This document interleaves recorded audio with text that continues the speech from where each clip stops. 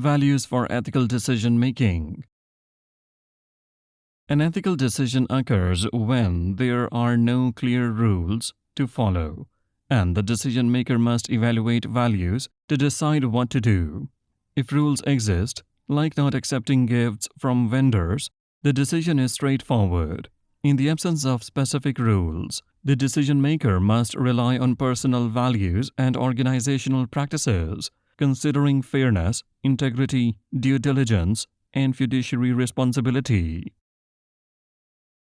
Fairness, integrity, due diligence, and fiduciary responsibility are some of the considerations in making ethical decisions.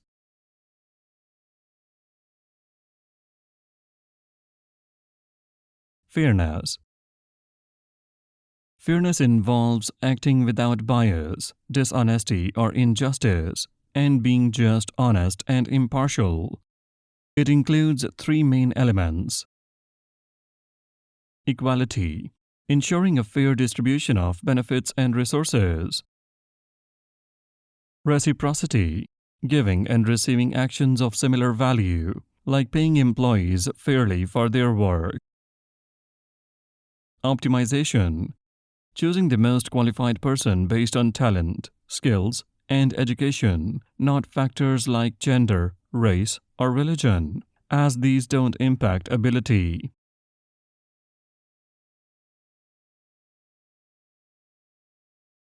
Integrity. Integrity is a key leadership attribute involving honesty, consistency, and adherence to a strong set of values. People and companies with integrity don't compromise their core values, even under pressure. A conflict of interest occurs when personal interests could influence a decision, making it less reliable.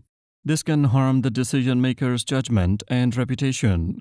It's important to disclose and manage conflicts of interest, both real and perceived, immediately to maintain ethical standards and protect the interests of others.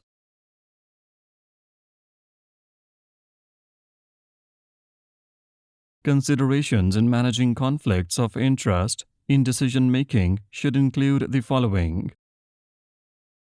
Avoidance is the best approach. If possible, the decision-maker should step aside, recuse themselves, and let someone else make the decision. Disclosure of the conflict to stakeholders may be necessary. If avoidance isn't possible, management of the conflict includes: Number 1. Educating employees about potential conflicts, for example, gifts from customers. Number 2. Having a clear code of conduct and training on handling conflicts. Number 3. Rules against gifts or kickbacks should be established, with guidelines on what is acceptable.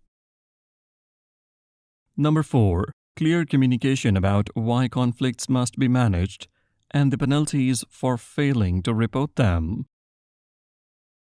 A decision maker must always recuse themselves from the decision process if they have a conflict of interest.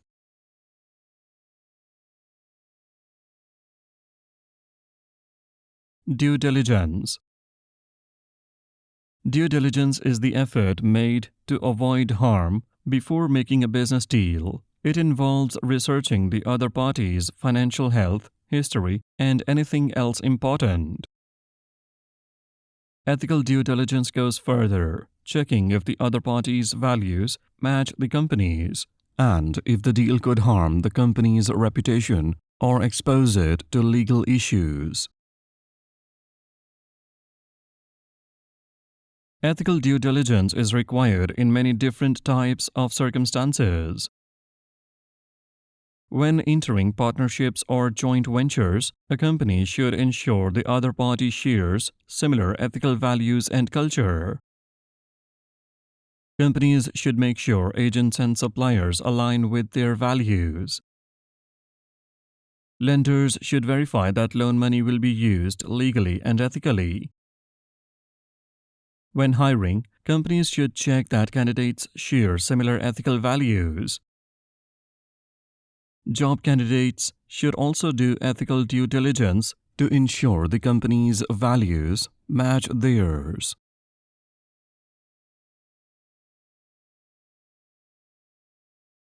Fiduciary responsibility.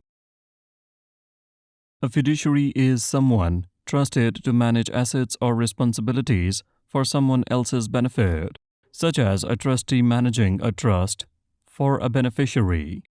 They must act in the best interests of the other party, the principal or beneficiary, and avoid conflicts of interest.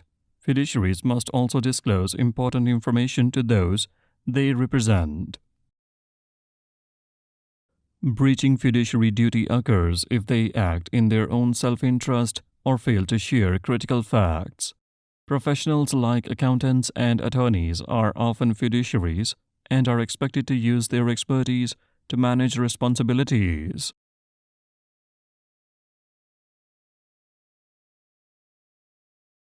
Accountants and auditors have a fiduciary duty to various stakeholders, including the party paying their fee or salary, current company owners or shareholders, potential future owners or shareholders, employees, governments, tax authorities, lenders and creditors like suppliers, potential future lenders and creditors, the SEC for companies reporting to it, the public at large.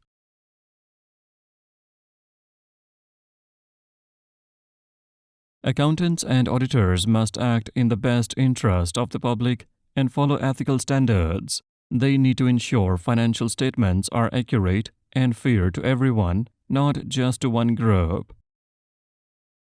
Their first loyalty is to the public, then to their profession, and last to their clients.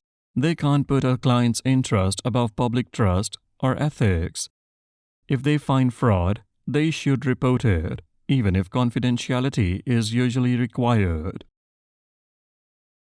Their job is to keep information private, but not if it means hiding fraud. They should speak up if the truth needs to be known to prevent harm.